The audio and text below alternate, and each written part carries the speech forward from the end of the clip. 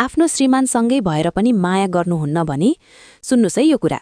जब कुनै पुरुषले आफ्नी श्रीमतीलाई मन पराउँदैन तर ऊ कहिल्यै छोडेर पनि जाँदैन, ऊ छेउमै बसिरहन्छ, सँगै सुत्छ, तिमीले पकाएको खान्छ, तिमीले गरेको सबै कामबाट पूर्ण रूपमा फाइदा उठाइरहन्छ। तर जब तिमी उसँग नजिकिन खोज्छौ, भावनात्मक रूपमा जोडिन खोज्छौ, ऊ तुरुन्तै टाढिन्छ, छोटो व्यवहार देखाउँछ, चिडिन्छ, इरिटेट हुन्छ, उठेर हिँडिदिन्छ।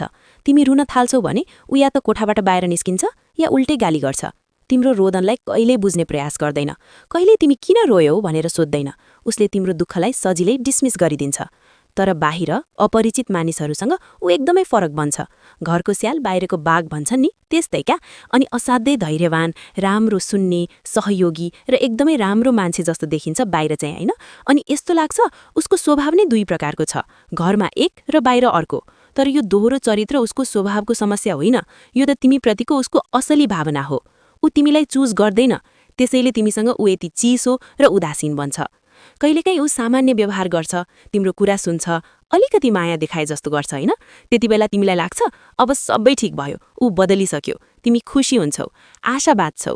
तर केही दिनमै ऊ फेरि त्यही पुरानो चिसो, टाढा र चिलिने व्यवहार दोहोर्याउँछ। ती थोरै थोरै राम्रा पलहरू, ती ससाना माया र ब्रेड क्रमहरूले तिमीलाई अल्झाइराख्छन्। ऊ जानी तिमीलाई अलिकति माया दिएर राख्छ, ताकि तिमी पुरै छोडेर नजाऊ, ताकि तिमी उसको जालमा फसिरहौ, उसलाई विश्वास गरिरहौ। सत्य के हो भने यदि तिमीले उसलाई छोड्यौ भने तिमीलाई धेरै फाइदा हुन सक्छ। तिमी स्वतन्त्र हुन सक्छौ, आफूलाई फेरि पाउन सक्छौ, आफ्नो मूल्य बुझ्न सक्छौ। तर उसका लागि तिमी छोडेर जानु ठूलो घाटा हुनेछ, किनकि ऊ तिमीबाट धेरै फाइदा लिइरहेको छ, भावनात्मक, शारीरिक, घरेलु सबै। तिमी उसको लागि सुविधा हो, तर ऊ तिम्रो लागि कहिले प्रेम होइन। तिमी एम्पाथ हौ, तिमी अरूको भावनासँग सजिलै जोडिन सक्छौ, धेरै माया दिन सक्छौ। तिमीले उमाथि गरेका एहसानहरू, दिएका राम्रा पलहरू, सहन गरेका दुःखहरू तिमी कहिल्यै गन्ती गर्दैनौ। तिमी आफूलाई भ्याल्यु दिँदैनौ। तिमीलाई लाग्छ मैले धेरै दिए, अब उसले पनि दिन्छ। तर वास्तविकता उल्टो छ, तिमीबाट उसले बारम्बार लिइरहेको छ तर दिन तयार छैन। यस्तो सम्बन्धमा बसिरहनु भनेको आफूलाई बिस्तारै बिस्तारै मेटाउँदै जानु हो। तिमीले आफ्नो हृदय, आफ्नो भावना, आफ्नो समय निरन्तर जलाइरहेकी छौ, तर त्यसको बदला केवल चिसो मौनता र टाढापन पाइरहेकी छौ।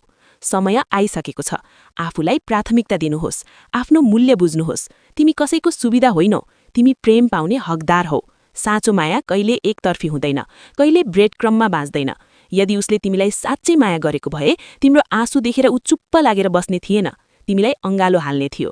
तिमी छोड्न डराउनुहुन्न, किनकि कहिलेकाहीँ छोड्नु नै आफूलाई माया गर्नु हो। ल, तपाईलाई यो विचार कस्तो लाग्यो कमेन्ट गर्नु ल। अनि भिडियो मन परे लाइक शेयर गर्नु ल। अनि मलाई फलो गर्नु भएको छैन भने फलो पनि गर्नु ल।